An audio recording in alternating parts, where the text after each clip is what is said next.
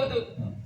ಆದರೆ ಪ್ರಜೆಗಳಾಡಿದ ಮಾತೇನು, ತಿನ್ನುವ ಅನ್ನಕ್ಕೆ ವಿಷವನ್ನ ಹಾಕಿದ್ದೇನೆ ಎನ್ನುವ ಸುಳ್ಳು ಆಪಾದನೆ ನನ್ನ ಮೇಲೆ ಹಾಕಿ ಈಗಾಗಲೇ ಎಲ್ಲರೂ ಒಂದಾಗಿ ನನ್ನನ್ನು ಕೊಲ್ಲುವುದಕ್ಕಾಗಿ ಬರ್ತಾ ಇದ್ದಾರೆ.